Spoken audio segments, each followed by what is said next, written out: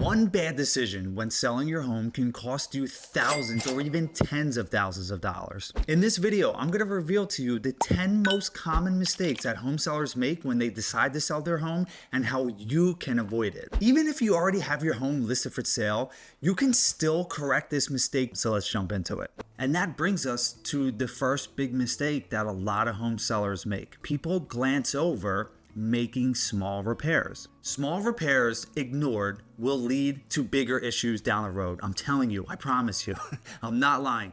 The small things that you think, oh, I don't necessarily have to worry about that. You do have to worry about that. Make those small repairs, because when buyers are actually going through your property, they're adding things up in their head. Okay?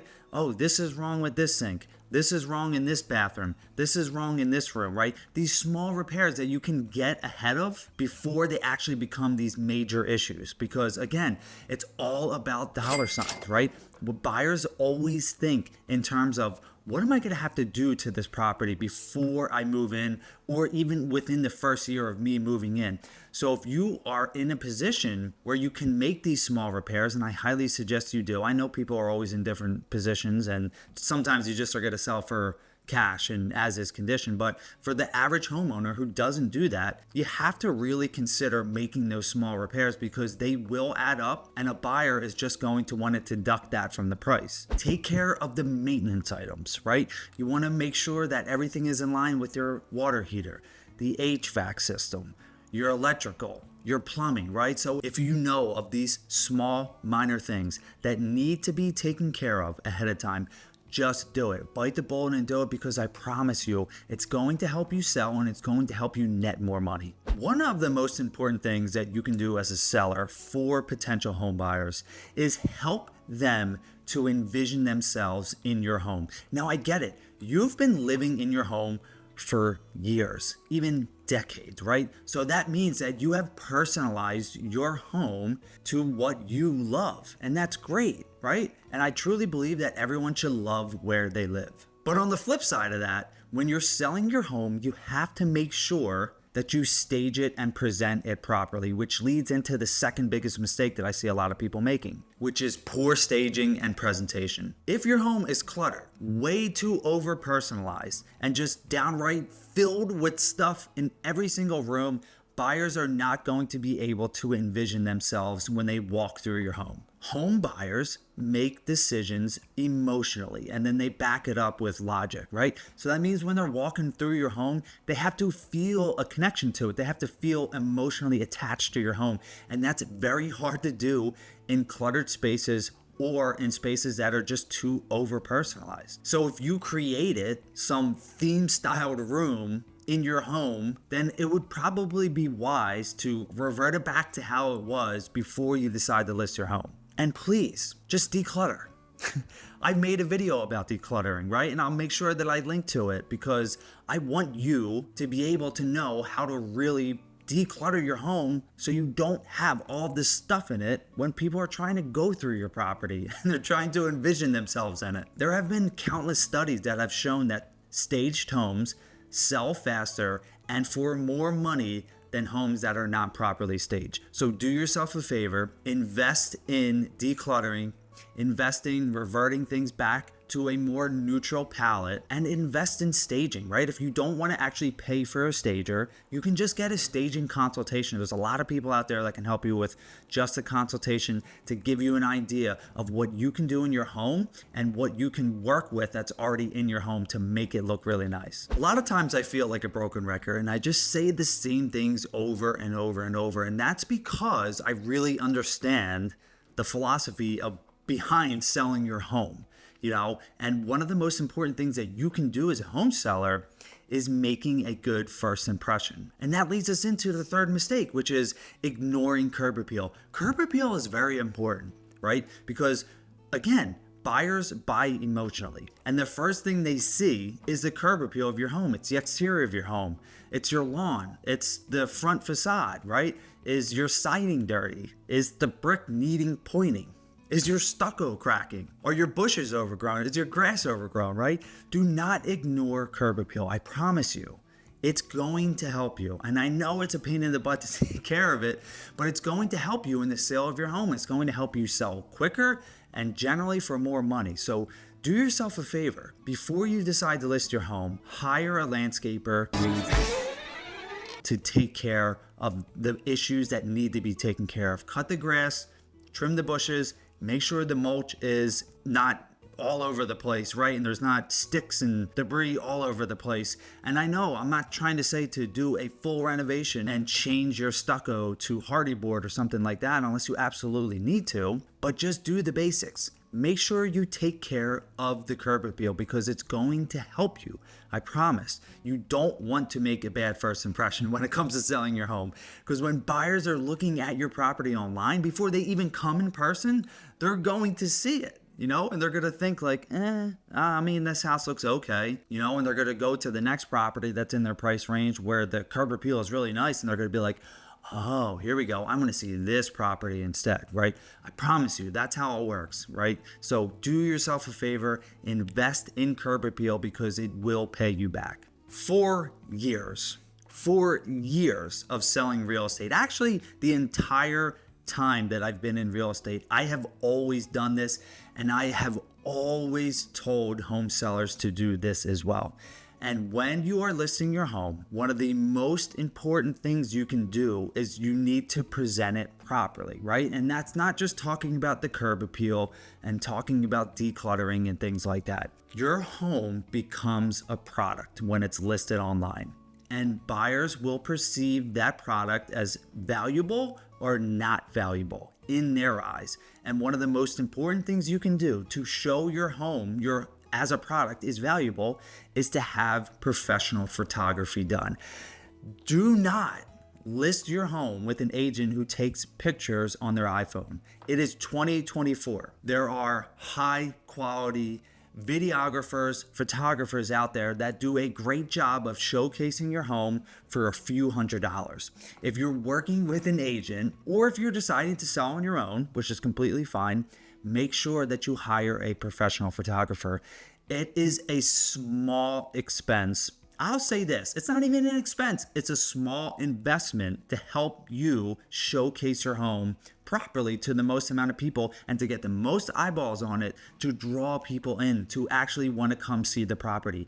I can't tell you how many times, and I still see it today. I see $700,000, $800,000, $900,000 homes with terrible iPhone quality photos, right? And not even that, like even the iPhone, you can take really good pictures on an iPhone, but hire a professional. Do not let your agent take pictures of properties. They have no idea what they're doing unless they're in some kind of media role as well. But the average agent has no idea how to properly take pictures and show off your home. Do yourself a favor. It's a small investment. I promise you it's a small investment, and it will return big dividends. I do believe that there is a little bit of controversy around this because it has to do with the supply and demand in your specific market. But another mistake that I do see people making when they decide to sell, and sometimes I understand it's actually unavoidable. There are situations that cause people to have to list their home any day, any time, any week, any month, any season of the year. Job relocations are probably the biggest one. You can get a job relocation assignment in any month of the year. And that means that if you own a home and you have to relocate to a state, halfway across the country, you gotta sell. I understand that. But another mistake that I do see people making is not choosing the right time to sell. Now, this is why it can be controversial, because if you are in a strong seller's market, that really means that you can list your home at any time during the year and get the highest price for it. But if you're in a market where it's more neutral or even borderline a buyer's market, then timing can be crucial, And a lot of times people are not looking for homes during the holidays, not as prevalent as they are during the spring and summer markets. So buyers generally like to time buying a home unless they are in some kind of distressed situation where they have to buy a home soon, same as sellers, but they generally want to start looking in the spring and summer when the kids are getting out of school because they want to be into the new home before the new school year starts. That's why traditionally, even in strong sellers markets, demand goes down in those winter months, especially in areas that are really cold and closer to the holidays. It just happens. It's a seasonality thing. But like I said, it really can depend on where you're at. But timing can be crucial in the sale of your home. This next mistake that I'm going to talk about is something that I'm going to elaborate on a little bit later in the video as well. It's very important. And a lot of home sellers make this mistake, and not because they want to, it's just a natural thing that happens. If you're like me, you love your home, right? You have some kind of attachment to it. I have two beautiful girls, a 7-year-old and a 4-year-old, and I've raised my kids in my home. So I have really strong emotional attachment to my property. I've seen this time and time again with so many different sellers. And this is one of the biggest mistakes that they make when selling, is they are too emotionally attached to the home. Sellers who are overly attached can make irrational decisions, like refusing reasonable offers or becoming too defensive during negotiations. I'm telling you, I've seen this countless times before, where their judgment is skewed by how attached they are to their home. They think it's worth more than it actually is. They don't just want to give it away, right? They don't want to just be completely flexible in all these negotiations where they feel they're not getting something in return as well. I understand that. And again, I've seen it before. I'm going to expound on it a little bit later in this video, so make sure you stay tuned because you don't want to miss out on that. But this, again, it's a very big mistake that a lot of home sellers make, but I completely understand, because being emotionally attached, it's hard to actually detach from the home, especially if you've been there for years and you have so many memories made with the people that you love. I understand that a lot of home sellers are on different schedules. And if you are a home seller that is on a unique schedule, you have to be flexible with certain things. Now, when you are selling your home, when it's actively on the market, the most important thing is for buyers to be able to actually come and see the property, which leads into the next mistake that I see that has happened a lot, which is not being flexible with showings. Sellers have to be flexible with showings. And again, I completely understand if you are in a position where you can't just upright leave your house, but you have to set showing parameters if that's the case. A lot of times, buyers want to see the property when they want to see the property. So that means on a Tuesday morning at 9:30 a.m., if they contact your agent and they see your property and they're like, oh my gosh, I need to get into this in the next hour, you have to be somewhat flexible. But you have to also understand that you need parameters. You need to have some kind of boundaries around that. So if there are times that your property is not able to be shown for whatever reason, you have to make sure that your agent or you as the seller, if you're selling on your own, let potential buyers know that. Because if buyers don't know that, they're going to want to see the property when they want to see it. And if they're not able to see the property when they want to see it, they might just skip over that completely. And that's a potential offer you just missed out on. So if you have your home for sale, make sure the parameters are set. Make sure that if you have certain situations, if there are certain days, certain times where people cannot come, that is communicated ahead of time so potential buyers can really understand that. Because the non-flexibility with showings has hurt so many sellers that I have worked with over the years. And it's potential offers that you will miss out on. You know, besides home inspection issues, another potentially disastrous situation that home sellers can fall into, and I've seen this before, is for them to not be very forthcoming when they are selling their home. So here in Pennsylvania, and I believe it's this way across the US, but don't quote me, but here in Pennsylvania, it is required, whether you are selling your home yourself or you are listing your home with a real estate agent, it is required that a seller fills out a seller property disclosure.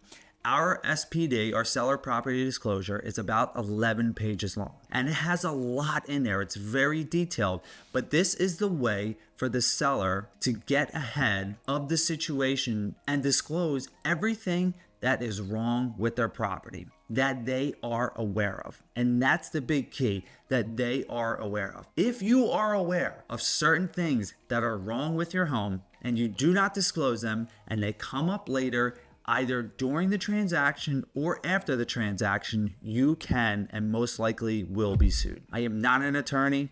I do not give any kind of attorney-related information except for this, because I've seen this before. I've been a part of these situations where sellers fail to disclose certain information, because that is a huge no-no. Do not disclose information that you are aware of, because it will come back to bite you. And that is something that unfortunately it happens. Unfortunately, it does happen. Now, what I've seen is that a lot of times home sellers just don't know. They're not aware of these situations. But I've also seen times when sellers are aware of these situations and they purposefully did not disclose them.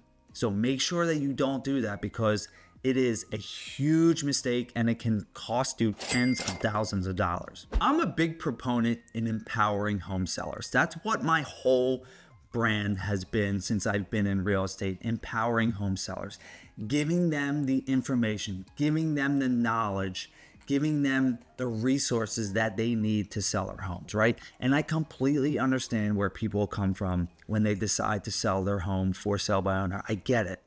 But a big mistake that a lot of people make, and this is because not a lot of people can sell their homes by themselves. I'm not saying that you can't or that you shouldn't. I do believe that you need to do what's best for you. Whatever decision you decide to make, it needs to be the best decision for you and for your certain situation.